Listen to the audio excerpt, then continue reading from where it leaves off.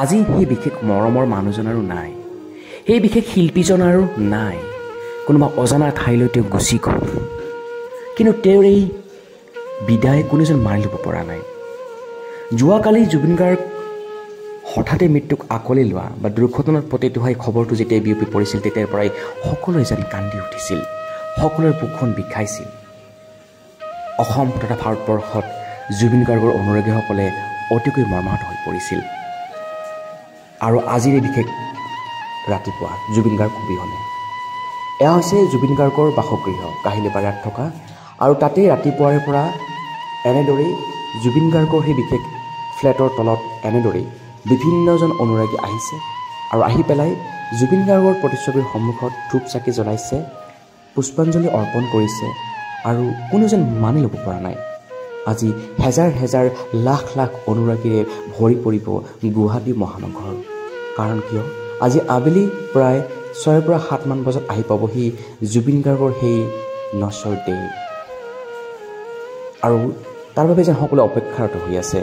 আৰু ৰাতিপুৱাৰে পৰা এনেদৰে জুবিন গাৰ্গৰ কাহিলীপাৰাত থকা সেই বিশেষ ফ্লেটৰ তলত বা বাসগৃহৰ তলত এনেদৰে জুবিন গাৰ্গৰ প্ৰতিচ্ছবিত এনেদৰে সেৱা জনাইছে। সকলোৱে যেন কান্দি উঠিছে, ক'ত গ'ল সেই মৰমৰ আপোন মানুহজন, ক'ত গ'ল। ছিংগাপুৰত গৈছিলে নৰ্থ ইষ্ট ফেষ্টিভেল অংশগ্ৰহণ কৰিবৰ বাবে, আৰু তাৰপিছতেই তেওঁ যোৱাকালি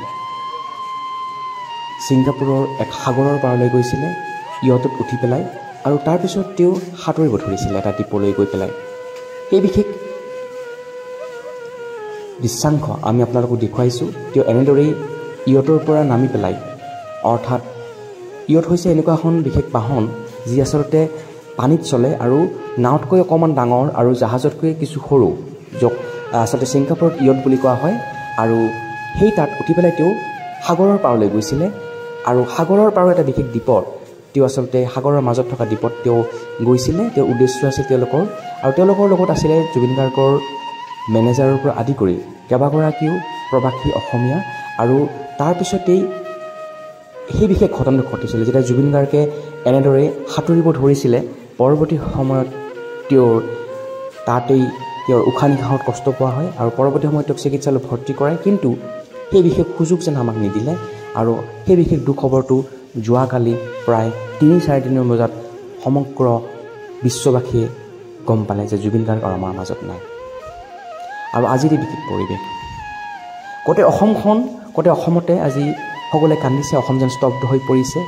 আজি গুৱাহাটী মহানগৰ বন্ধ হৈ পৰিছে, সকলোৱে মৰ্মাহত হৈ পৰিছে। প্ৰত্যেকখন ব্যৱসায় প্ৰতিষ্ঠানৰ গৰাকীয়ে ছাত্ৰ ছাত্ৰীয়ে আজি স্ব ইচ্ছাৰে যেন বন্ধ দিছে জুবিন গাৰ্গ আপোন মানুহজনৰ বাবে। তেওঁৰ নশ্বৰতে অহালৈ সকলোৱে বাট চাই আছে। গুৱাহাটীৰ কাহিলীপাৰাত থকা সেই বিশেষ জুবিন গাৰ্গৰ ফ্লেটৰ পৰা আমি দেখুৱাই আছোঁ বিশেষ পৰিৱেশ আজি ৰাতিপুৱাৰ ভাগৰ। এয়া হৈছে ৰাতিপুৱা 10 বজাৰ পৰিৱেশ। 10 বজাতে এনেদৰে বিভিন্ন অনুৰাগীৰে ভিৰ হৈছে, সকলোৱে আহি পেলাই জুবিন গাৰ্গৰ সেই বিশেষ প্ৰতিচ্ছবিত মাল্যাৰ্পণ কৰিছে। অকল বিভিন্ন অনুৰাগী বুলি নহয়, বিভিন্ন ৰাজনৈতিক দলৰ নেতাসকলো আহিছে, বিভিন্ন অভিনেতা, বিভিন্ন অভিনেত্ৰী, আচলতে সকলোৱে আহিছে। কাৰণ কিয়, জুবিন গাৰ্গ আছিলে সকলোৰে প্ৰিয়, সকলোৰে মৰমৰ। তেওঁ আছিলে সকলোৰে হিয়াৰ আমঠু আৰু যুৱচামৰ সাৰ্থক, অসমৰ বাবে গৌৰৱ, আৰু অসমক আচলতে বিশ্ব দৰবাৰত চিনাকি কৰাই দিছিল জুবিন গাৰ্গে। তেওঁ অকল অসমীয়া গীত নহয়, তেওঁ অসমীয়া, বঙালী, নেপালী, বড়ো, কাৰ্বি, ইংৰাজী আদি বিভিন্ন প্ৰায় 40টা ভাষাৰ তেওঁ গীত গাইছিলে। হেজাৰ হেজাৰ গীতেৰে তেওঁ দৰ্শক ৰাইজক মোহিত কৰিছিলে। তেওঁ লোকগীত, বৰগীত, বিহুগীতৰ পৰা আদি কৰি আধুনিক গীত সকলোবোৰ গীতে তেওঁ গাইছিলে। প্ৰতিটো জাতি জনগোষ্ঠীৰ মাজত তেওঁ অতিকৈ জনপ্ৰিয় আছিল, অতিকৈ মৰমৰ আছিলে। আৰু অকল তেওঁ শিল্পী নাছিলে, তেওঁ অভিনেতাও আছিলে। অকল তেওঁ কণ্ঠশিল্পী বুলি তেনেকুৱা নহয়, তেওঁ অভিনয় কৰিছিলে, বিভিন্ন চিনেমাত তেওঁ অভিনয় কৰিছিলে, বিভিন্ন চিনেমাত তেওঁ পৰিচালনা কৰিছিলে। গতিকে তেনেকুৱা এজন মহান শিল্পীক আচলতে আমি সকলোৱে হেৰুৱাই পেলাই আজি সকলোৱে মৰ্মাহত হৈ পৰিছে। আমি দেখুৱাই আছোঁ আপোনালোকক এয়া গুৱাহাটীৰ জুবিন গাৰ্গৰ ফ্লেটৰ তলৰ পৰা, কাহিলীপাৰাত যি জুবিন গাৰ্গৰ আচলতে ঘৰ আছে, ফ্লেট আছে, তাৰে তলৰ কিছু পৰিৱেশ, য'ত আচলতে বিভিন্ন অনুৰাগীৰে ভিৰ কৰিছিলে। আৰু বিভিন্ন আচলতে অনুৰাগীয়ে সংবাদ মাধ্যমৰ আগত এনেদৰে মন্তব্য কৰা পৰিলক্ষিত হৈছিলে। অসমৰ প্ৰতিজন নৱপ্ৰজন্মই শ্যামকানু মহন্তক কোনোদিন ক্ষমা নকৰে আৰু কেতিয়াও নকৰে। দেখিছোঁ অনুশোচনা নাই। যেতিয়া তেওঁলোকে বাইকটো দিছে, তেওঁক যেতিয়া সাংবাদিকগৰাকীয়ে প্ৰশ্ন কৰিছে, তেওঁক যিমানখিনি অনুশোচনা থাকিব লাগিছিলে একোৱেই নাই।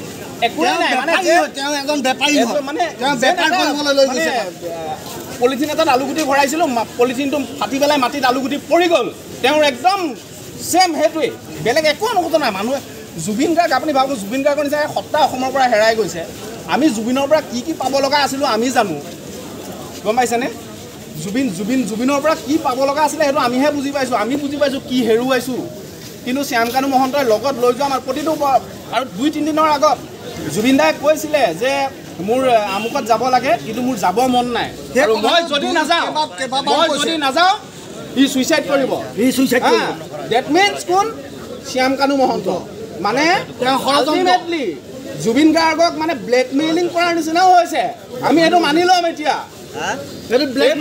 মানি ল'ম কাৰণ যদি ইমানখিনি নহ'লহেঁতেন কিয় হৈছে তাৰ কাৰণে হৈছে তাৰ যিটো এটিটিউড তাৰ যিটো নেচাৰ এইটোৱে দেখাই দিছে যে জুবিন গাৰ্গৰ প্ৰতি তাৰ থকা কিমানখিনি আন্তৰিকতা আৰু আমিও চাম শ্যামকানু মহন্ত কোন হয় আহক সি অসমত চিধা কথা সি অসমত আহক সোনকালে আমাক লাগে অসমত লাগে তাক